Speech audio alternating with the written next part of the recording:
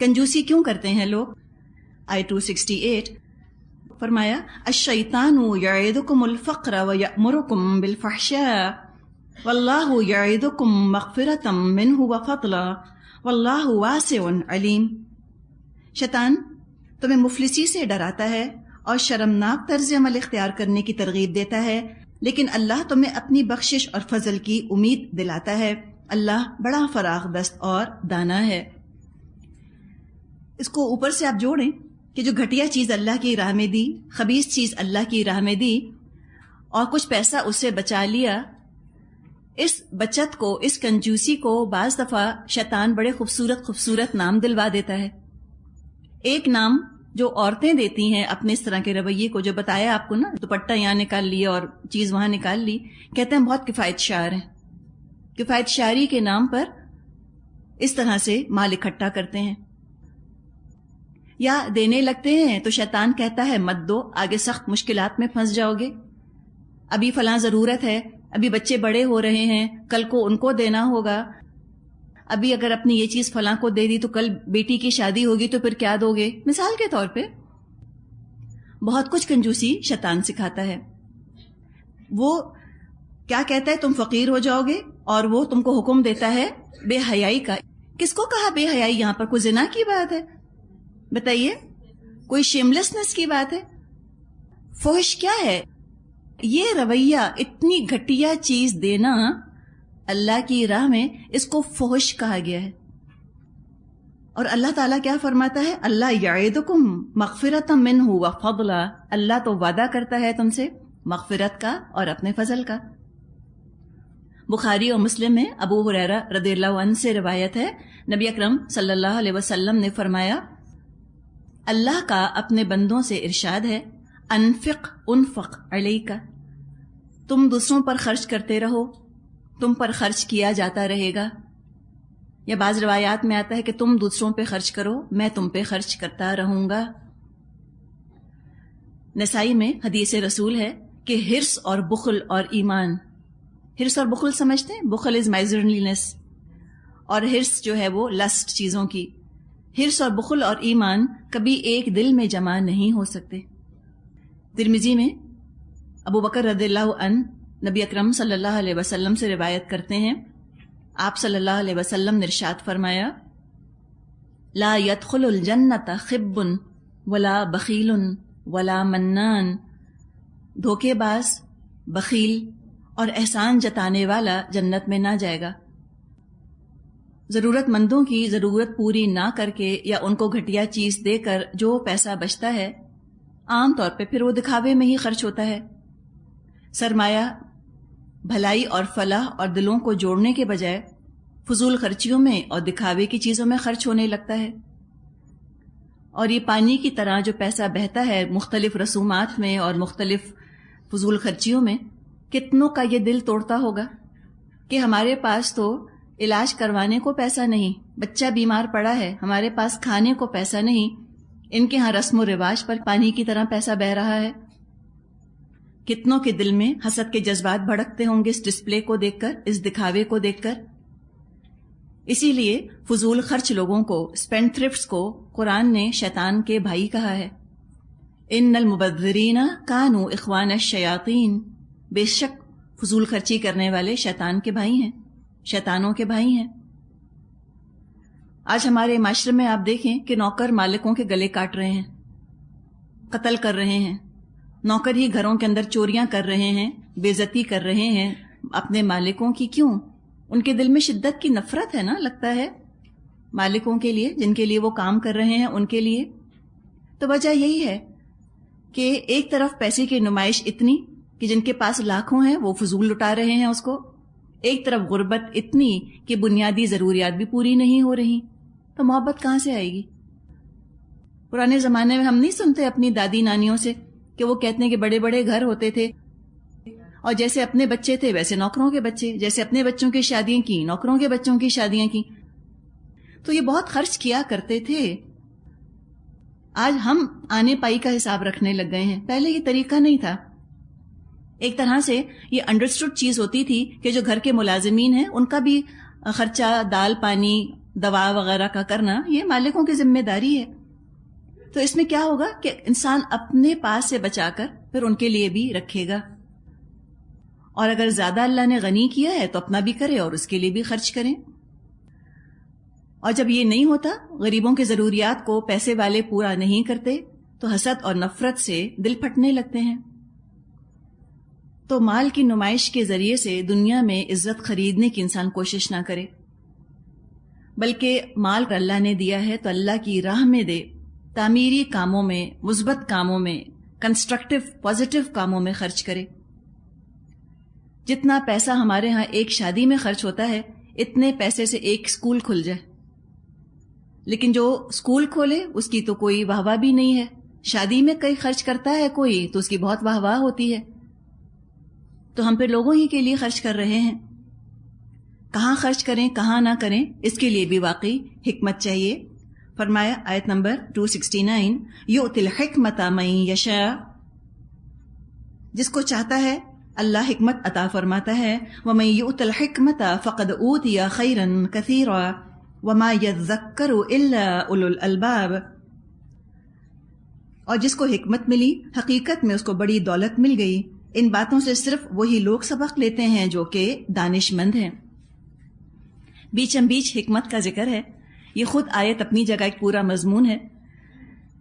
حکمت کیا ہے؟ وزڈم، صحیح وقت پر صحیح فیصلہ کرنا، صحیح کام کرنا. انسان کے اندر جج کرنے کی صلاحیت ہو کہ اس وقت غیر ضروری کیا ہے اور ضروری کیا ہے. یہ حکمت سکھاتی ہے. لیکن ہر چیز نہ پڑھائی نہیں جا سکتی کلاس روم میں. علم کو حکمت کے ساتھ استعمال کرنا یہ بڑی چیز ہے. علم تو کوئی دے سکتا ہے آپ کو، حکمت کوئی دے نہیں سکتا.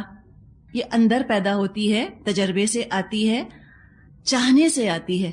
حکمت سیکھنے سے آتی ہے اور آ جاتی ہے، اپنے اندر یہ چیز پیدا ہو جاتی ہے. اپنے آپ کو، اپنے ریسورسز کو ضائع ہونے سے، ویسٹ ہونے سے بچانا یہ حکمت ہے. اگر مال کے کانٹیکسٹ میں ہم دیکھیں تو مال کو بہترین مقصد کے لیے بہترین جگہ اور بہترین ریٹرن کی خاطر خرچ کرنا چاہیے. یہ ہے مال خرچ کرنے کی حکمت. معاملات کی حکمت، معاملات میں چلیں بات چیت کرنا، بولنا، کس وقت چپ رہنا مفید ہے، کس وقت بولنا مفید ہے، یہ حکمت سکھاتی ہے. یہ کوئی ٹیسٹ لے کے نہیں سکھا سکتا آپ کو. اور حکمت اگر چاہیے تو سب سے پہلے اللہ کا خوف دل میں لانے کی کوشش کریں. روایت ہے راس الحکمتی مخافت اللہ، حکمت کا سر اللہ کا خوف ہے. حکمت کی دولت بہت بڑی دولت ہے. کس شان سے ذکر کیا ہے کہ من یؤت الحکمت فقد اوتی خیرا کثیرا، جس کو حکمت دے دی گئی اس کو تو خیر کثیر دے دیا گیا. تو خاص دعا کیا کریں حکمت کی. ابراہیم علیہ السلام نے دعا مانگی تھی رب ہب لی حکما والحقنی بالصالحین، اللہ مجھ کو حکمت عطا فرما اور صالحین کے ساتھ ملا دے. زندگی گزارنے کا ڈھنگ، زندگی گزارنے کا سلیقہ آ جاتا ہے حکمت کی وجہ سے. انسان مزاج شناس ہو جاتا ہے، آپ لوگوں کو جج کر لیتے ہیں، آپ وائبس پک اپ کر لیتے ہیں. سمجھ آیا آپ کو؟ ایک طریقہ یہ ہوتا ہے نا کہ بجائے کہ کوئی بولے، اس کے بولنے سے پہلے آپ جج کر لیتے ہیں کہ اس وقت کیا چیز مناسب ہوگی. جن لوگوں میں حکمت ہوتی ہے ان کی زندگی آسان ہو جاتی ہے. ایک حکیم شخص کے ارد گرد جو لوگ رہ رہے ہوتے ہیں ان کی زندگیاں بھی پرسکون ہوتی ہیں. اور جن لوگوں میں حکمت نہیں ہوتی ان کی اپنی زندگی بھی دشوار ہو جاتی ہے اور دوسروں کے لیے بھی پریشانی کا سبب بنتے ہیں.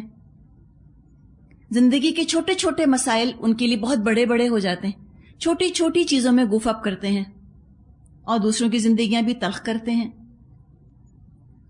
صحیح وقت پر صحیح بات کہنا بھی حکمت سے آتا ہے. صحیح بات غلط وقت پر کہنا یہ حکمت کے خلاف ہے. مثال کے طور پہ نماز کا کہنا بہت اچھی بات ہے، بچے کو نماز نہ پڑھنے پر ٹوکنا بہت اچھی بات ہے، حکمت ہے. اب کیا ہوا، بچہ فیل ہو گیا کسی پیپر میں. اب وہ آیا رپورٹ لے کر، رو رہا ہے، دل ٹوٹا ہوا ہے. اس نے کہا اور نماز مت پڑھو. اب یہ کیا ہوا، یہ حکمت ہے؟ یہ حکمت نہیں ہے. اس کو نماز سے مزید چڑ ہو جائے گی اور بھی نہیں پڑھے گا. یا پڑھے گا تو صرف پاس ہونے کے لیے پڑھے گا، اللہ کے لیے نہیں پڑھے گا، تو یہ حکمت تو نہ ہوئی. تو یوں نہیں کرنا. زندگی کو اور لوگوں کو اچھی طرح سے ہینڈل کرنے کا نام حکمت ہے. آگے فرمایا آیت 270 وَمَا أَنفَقْتُم مِّن نَفَقَةٍ أَوْ نَذَرْتُم مِّن نَذْرٍ فَإِنَّ اللَّهَ يَعْلَمُهُ وَمَا لِلظَّالِمِينَ مِنْ أَنصَارٍ. تم نے جو کچھ بھی خرچ کیا اور جو نظر بھی مانی ہو، اللہ کو اس کا علم ہے اور ظالموں کا کوئی مددگار نہیں. خرچ کی بات تو ہم نے کافی کری، یہاں نظر کی بات آ رہی ہے. نظر کی دو قسمیں ہیں. ایک یہ کہ بلا شرط نظر مانی جائے، اس طرح کہ ہم چلو اللہ کے نام پر دیں گے، ہم فلاں چیز اللہ کے نام پر دے دیں. مثال کے طور پہ ہم میں سے کوئی یہ نظر مان لے کہ میں ہر ہفتے ایک روزہ رکھوں گی، جو کہ فرض نہیں ہے نا. تو نظر کیا ہے؟ وہ چیزیں جو اللہ نے فرض نہیں کی، وہ نیکیاں جو اللہ نے فرض نہیں کی، کسی ایک نیکی کو اپنے لیے فرض کر لینا اللہ کی خاطر، یہ نظر ہے. ٹھیک ہے؟ 5 وقت کی نماز تو اللہ نے فرض کی ہے نا، وہ تو پڑھنی ہی پڑھنی ہے. آپ کو یہ نظر مان لے اور مان سکتا ہے کہ میں روزانہ 2 نفل پڑھا کروں گی، یہ ایک نفلی نیکی ہے جس کو اس نے اپنے لیے نظر مان کے فرض کر لیا. اس کو نظر کہا جاتا ہے. اور جب نظر انسان مانے پھر اس کو پورا بھی کرے. غیر اللہ کی نظر نہیں ماننی چاہیے. تو یہ تو ایک نظر کی قسم ہوئی، یہ اچھی ہے، پسندیدہ ہے، کوئی حرج نہیں. دوسری قسم نظر کی وہ ہے جو کہ عام طور پہ معاشرے میں پائی جاتی ہے، وہ ہے شرط لگا کر نظر ماننا. اب یہ چیز کیا تھی؟ وداؤٹ شرط. لیکن شرط لگا کر کیسے نظر مانتے ہیں کہ اگر میرا یہ کام ہوا تو میں اتنے نفل پڑھوں گی، اگر میرا یہ کام ہوا تو ہم اتنے لوگوں کو کھانا کھلائیں گے. اس کی بھی اجازت ہے، پرمیشن ہے، لیکن پسندیدہ نہیں ہے. اس لیے کہ اپنی شرط لگائی نا، اللہ پر بھروسہ ہے تو نتیجہ کچھ بھی نکلا اللہ کی خاطر کر دیں.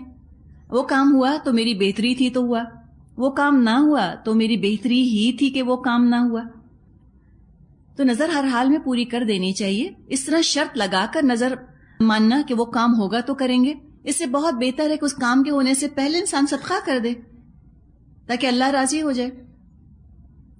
حدیث میں مضمون آتا ہے کہ نظر قسمت نہیں بدل سکتی، اس طرح سے کچھ مال بخیل سے نکلوا لیا جاتا ہے. فرق کچھ نہیں پڑتا، ہوگا وہی جو ہونا ہے، بس بخیل سے کچھ مال نکلوا لیا جاتا ہے، کنجوس سے. آگے فرمایا آیت 271 ان تبدوا الصدقات فنعما ہی وان تخفوها وتؤتوها الفقراء فهو خیر لکم ویکفر عنکم من سیئاتکم واللہ بما تعملون خبیر. اگر اپنے صدقات اعلانیہ دو تو یہ بھی اچھا ہے، لیکن اگر چھپا کر حاجت مندوں کو دو تو یہ تمہارے حق میں زیادہ بہتر ہے. تمہاری بہت سی برائیاں اس طرز عمل سے مٹ جاتی ہیں، اور جو کچھ تم کرتے ہو اللہ کو بہرحال اس کی خبر ہے. صدقات کا ذکر ہے کہ چھپا کر دو یا دکھا کر دو. فرض صدقہ جس کو زکوٰۃ کہا جاتا ہے، یہ دکھا کر دینا چاہیے تاکہ دوسروں کو بھی ترغیب ہو. ٹھیک ہے؟ زکوٰۃ انسان دکھا کر دے لوگوں کو کہ ہم زکوٰۃ دے رہے ہیں، تاکہ ان کو بھی یہ خیال ہے کہ ہمیں بھی زکوٰۃ نکالنی ہے. اور جو نفلی صدقات ہیں وہ چھپا کر دینا بہتر ہے. پھر آپ دیکھیں کہ یہ جو ہم نفلی صدقات دیتے ہیں اس میں بھی بعض دفعہ دکھانے میں مصلحت ہوتی ہے. کس کو دکھانا؟ بچوں کو. کہ آپ اپنے بچوں کو دکھائیں تاکہ بچے پھر آپ سے سیکھیں کہ یہ خیال کیسے کیا جاتا ہے. اگر آپ کا یہ خیال ہے کہ میں اپنے اس کام کا تذکرہ کسی کے سامنے کروں گی اور اس سے اس کو بھی مدد ملے گی، اس کو بھی خیال آئے گا، تو پھر یہ چونکہ نیت آپ کی دکھاوے کی نہیں ہے نا، آپ اگلے کو نیکی کی ترغیب دینا چاہ رہی ہیں، تو پھر یہ چیز دکھاوے میں نہیں آتی. تو ایسی صورتحال میں پھر بتا دینے میں حرج نہیں ہے. آپ دیکھیں اگر تمام نیکیاں بالکل چھپا کر کرنی ہوتی تو ہم کو انبیاء کے بارے میں کچھ نہ پتا چلتا نا. اور تمام نیکیاں لوگ چھپا لیں گے تو لگے گا کوئی نیکی کرتا ہی نہیں، سب صرف برائیاں ہی برائیاں کر رہے ہیں. تو بس نیت کی حفاظت کرنی ہے.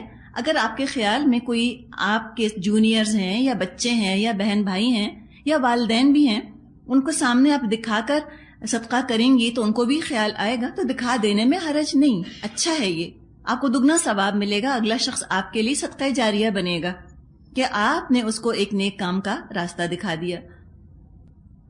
تو یہاں یہ بات بھی فرما دی کہ جو کچھ تم غریبوں کو دیتے ہو تو وہ اس کے بدلے اللہ تمہارے گناہ بخش دیتا ہے۔ یہ غریب محتاج جو ہمارے سامنے ہاتھ پھیلاتے ہیں، یہ دراصل ہماری ضرورت اور حاجت پوری کر رہے ہیں۔ ہماری خواہش ہے کہ ہمارے گناہ بخش دیے جائیں، اور غریبوں پہ خرچ کرنا بہت سے گناہوں کا کفارہ بن جاتا ہے۔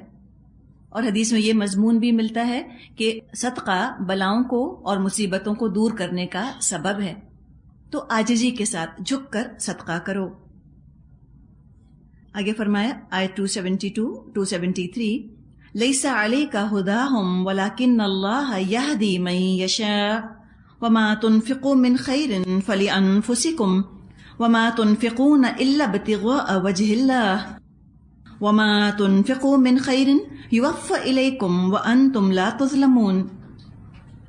لوگوں کو ہدایت بخش دینے کی ذمہ داری تم پر نہیں، ہدایت تو اللہ ہی جس کو چاہتا ہے بخشتا ہے، اور خیرات میں جو مال تم خرچ کرتے ہو وہ تمہارے اپنے لیے بھلا ہے، آخر تم اسی لیے تو خرچ کرتے ہو کہ اللہ کی رضا حاصل ہو۔ تو جو کچھ تم مال خیرات میں خرچ کرو گے اس کا پورا پورا اجر تمہیں دے دیا جائے گا، اور تمہاری حق تلفی ہرگز نہ ہوگی۔ یہاں پھر یہ بات فرما دی کہ خرچ کرو اور اللہ کے لیے کرو۔ حدیث میں مضمون آتا ہے کہ حلال مال سے کمایا ہوا پیسہ اور جب اس میں سے صدقہ کیا جاتا ہے تو اللہ اس کو اپنے دائیں ہاتھ میں لے لیتا ہے، اور تھوڑا سا بھی ہوتا ہے تو اللہ بڑھا بڑھا کر اس کو پہاڑ کے برابر کر دیتا ہے۔ یعنی اگر آپ نے 10 روپے دیے تو وہ اللہ کے ہاں صرف 10 کے 10 نہیں رہیں گے، بلکہ وہ کئی گنا اس کے اندر اضافہ ہوگا، جس کی مثال ہم نے پڑھی تھی کہ ایک دانہ جس میں سے 10 بالیں نکلیں اور ہر بال کے اندر 100 دانے، جی تو 700 ہو گیا۔ تو اللہ بہت بڑھاتا ہے، بہت اضافہ کرتا ہے۔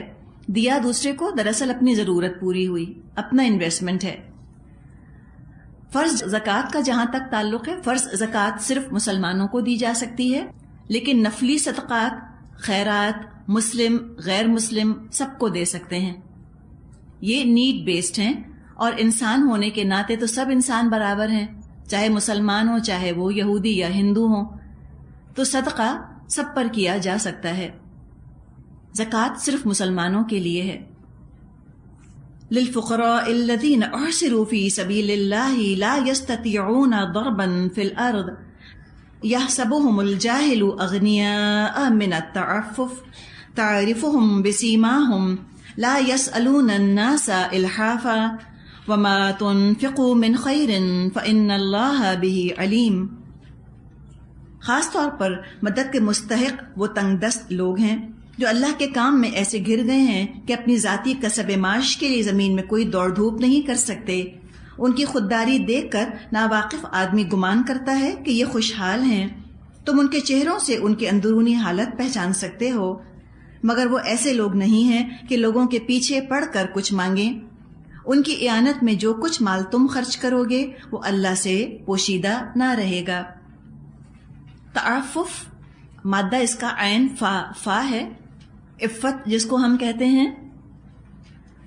ایسے لوگوں کا ذکر ہے کہ جو حیا کی وجہ سے مانگنا نہیں چاہتے، مانگنا ان کے نزدیک عیب ہے، وہ اس عیب سے اپنے آپ کو پاک رکھنا چاہتے ہیں۔ تو ان کا ذکر کیا کہ تم ان کو خود پہچانو، جس کو آج کل ہم کہیں سفید پوش لوگ، ان کا بھی ذکر ہے اس کے اندر کہ تم ان کو پہچانو جا کر۔ وہ مانگیں گے نہیں، ہاتھ نہیں پھیلائیں گے تمہارے سامنے، تم ان کے گھریلو حالات، ان کی شکل پر فقر، فاقہ، محتاجی، کپڑوں کی کنڈیشن، گھر کا حال، بچوں کی کیفیت دیکھ کر تم خود اندازہ لگا لو گے کہ یہ محتاج ضرورت مند ہیں، تو ان کو دو۔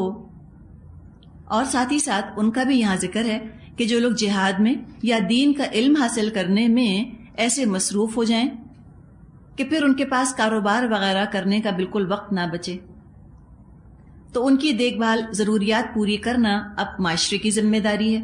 جیسے جو برائٹ اسٹوڈنٹس ہوتے ہیں ان کے لیے گورنمنٹ اسکالرشپ کرتی ہے نا، یا فنڈز قائم کیے جاتے ہیں، ٹرسٹس بنائے جاتے ہیں کہ ان کو پڑھایا جائے۔ بالکل اسی طرح جو لوگ اس طرح کے کام کر رہے ہیں، دین کی خدمت کر رہے ہیں، تو گورنمنٹ کو چاہیے کہ اسکالرشپس ان کو دے، یا لوگوں کو چاہیے کہ ان کے لیے فنڈز جمع کریں، ٹرسٹس بنائیں تاکہ دین کا کام بھی آگے چلے. اسی کہ دین کا کام سمجھے وہ بیسک ریسورس ہے کہ جس کو ایک دفعہ دین کی سمجھ آ گئی، لوگوں کے اندر تقوی کی روح اگر سرایت کروا دی گئی دین کی تعلیم کی وجہ سے، تو یہی لوگ آگے بڑھ کر اب معاشرے کے غریبوں کو بھی سنبھال لیں گے، ان کا بھی خیال کر لیں گے. تو بہت سی اچھائی اور بہت سی بہتری ہوتی ہے دین کی تعلیم دینے سے لوگوں کو. تو معاشرے کی ذمہ داری ہے ان کی دیکھ بھال کرنا. اصحاب صفہ کا ہم ذکر کر چکے، انتہائی ضرورت مند ہوتے تھے لیکن سوال نہیں کرتے تھے منہ سے. ان کے حالات سے بے خبر لوگ ان کو ویل آف سمجھتے تھے. یہ مانگنے والے نہیں ہیں لیکن ضرورت مند بھی ہیں، تو لہٰذا ان کی مدد کرنا یہ اخلاقی فرض ہے. ایسے لوگوں کو ڈھونڈنا پڑتا ہے، ڈھونڈ کر ان کو پیسہ دینا ہوتا ہے. مانگنے کی بھی مذمت ہمیں احادیث میں ملتی ہے. جہاں دینے پر اتنا زور ہے وہاں مانگنے پر ڈسکریج کیا گیا ہے، حوصلہ شکنی کی گئی ہے، ہاتھ پھیلانے کی.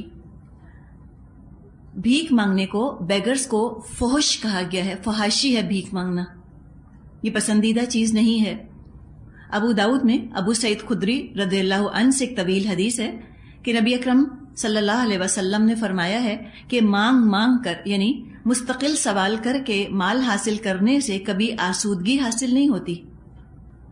جو کوئی خود کو عفیف بنانا چاہتا ہے، یعنی ہاتھ پھیلانے سے بچنا چاہتا ہے، تو اللہ تعالیٰ اس کی مدد فرماتا ہے اور سوال کی ذلت سے اس کو بچاتا ہے.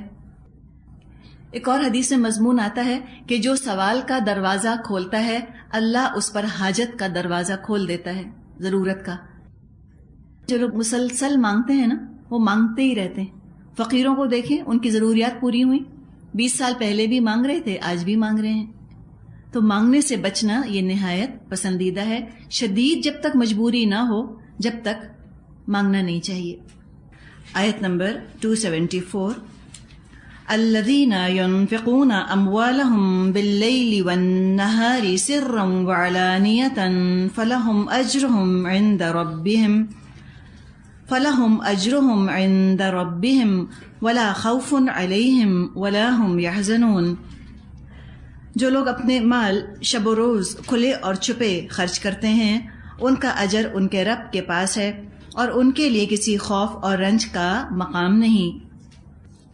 ترمذی میں ابو قبیشہ رضی اللہ عنہ سے روایت ہے کہ نبی اکرم صلی اللہ علیہ وسلم نے فرمایا، 3 باتیں ہیں جن پر میں قسم کھاتا ہوں، اس کے علاوہ ایک اور بات ہے جس کو میں تم سے بیان کرنا چاہتا ہوں، تم ان کو یاد کر لو.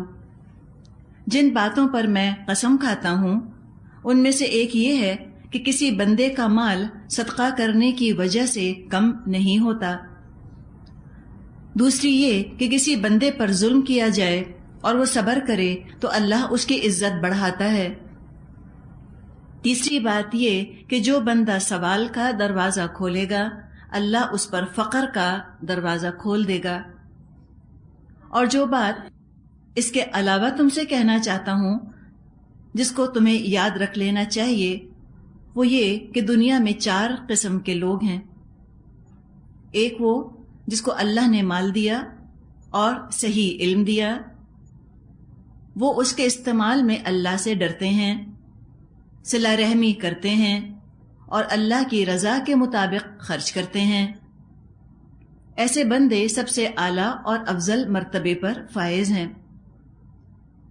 دوسری قسم وہ ہے جن کو صحیح علم عطا ہوا مگر ان کو مال نہیں دیا.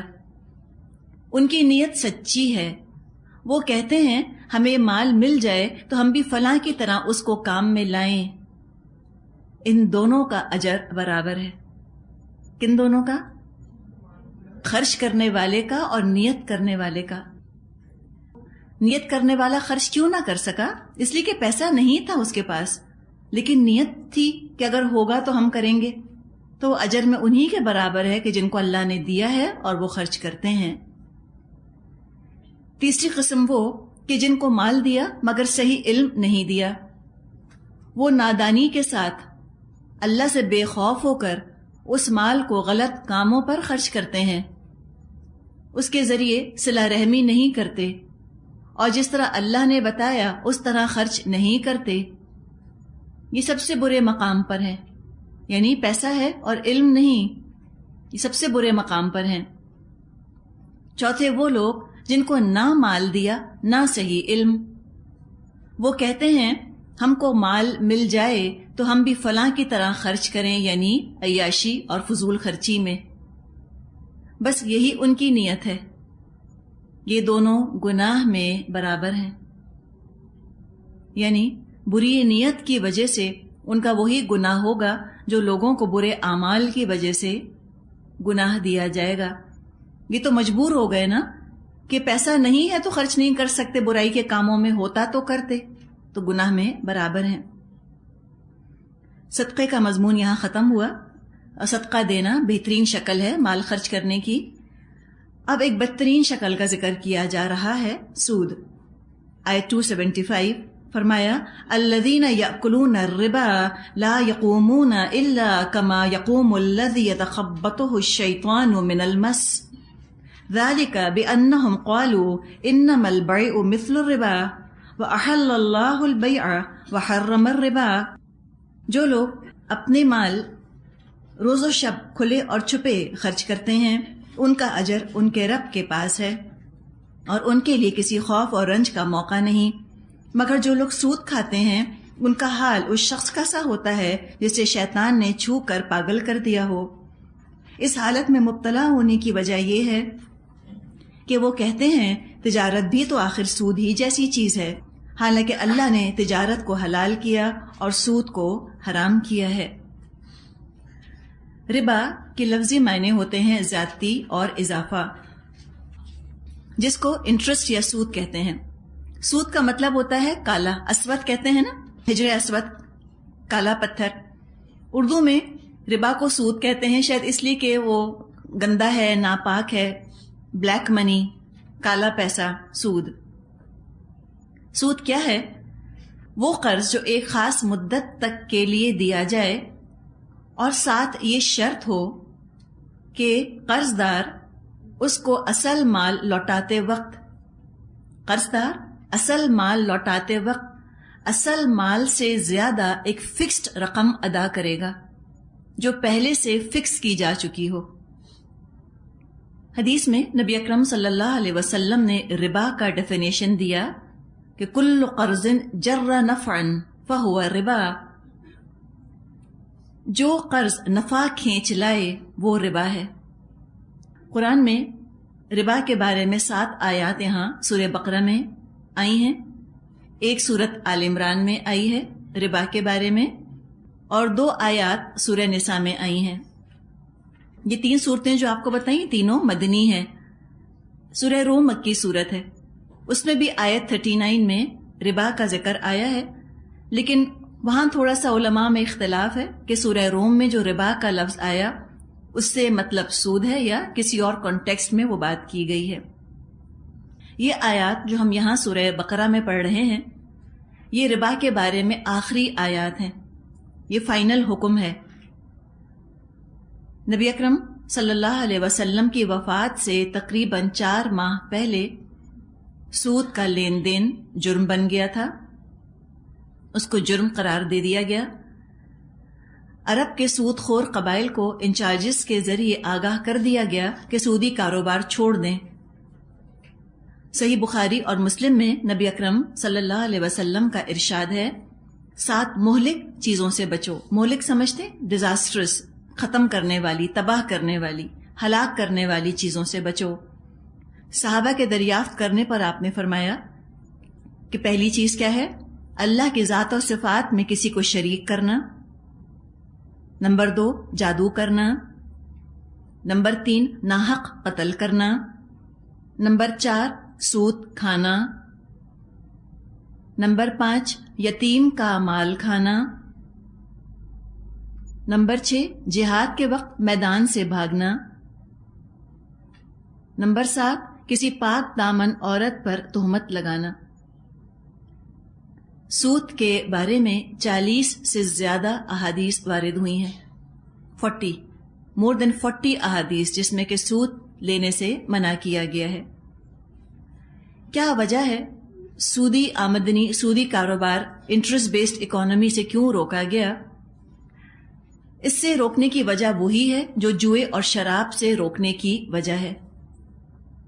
اس میں فرمایا تھا نا کہ اثمہما اکبر من نفعہما، ان دونوں کا گناہ، ان دونوں کی برائی ان کے فائدے سے زیادہ ہے۔ سود کے ساتھ بھی معاملہ یہی ہے کہ چند لوگ یقیناً سود سے فائدہ اٹھائیں گے، لیکن زیادہ تر لوگ نقصان اٹھائیں گے، اور آن دا ہول اجتماعی طور پہ یہ ایک نقصان دہ کاروبار ہے۔ اسلام سب کی فلاح چاہتا ہے، اسلام سوشل جسٹس چاہتا ہے، فلاح اور اصلاح چاہتا ہے۔ اسلام دولت کی گردش کی حوصلہ افزائی کرتا ہے، سرکولیشن آف ویلتھ کو انکریج کرتا ہے۔ جس طرح صحت مند جسم کے لیے ضروری ہے کہ خون پورے جسم میں گردش کرے، اسی طرح صحت مند اکانومی کے لیے ضروری ہے کہ پیسہ گردش کرے، سرکولیشن آف ویلتھ ہونی چاہیے، دولت چند ہاتھوں میں محدود ہو کر نہ رہ جائے۔ سورہ حشر میں آیت نمبر 7 میں فرمایا ہے کَإِ لَا يَكُونَ دُولَةً بَيْنَ الْأَغْنِيَاءِ مِنْكُمْ، تاکہ دولت تمہارے مالداروں ہی کے درمیان گردش نہ کرتی رہے۔ جو حیثیت خون کو جسم میں حاصل ہے وہی حیثیت دولت کو معاشرے میں حاصل ہے۔ اگر خون کی گردش میں کہیں رکاوٹ آ جائے، کلاٹ بن جائے، تو جسم کے پیرالائز ہونے کا اندیشہ ہوتا ہے، فالج کا اندیشہ ہوتا ہے۔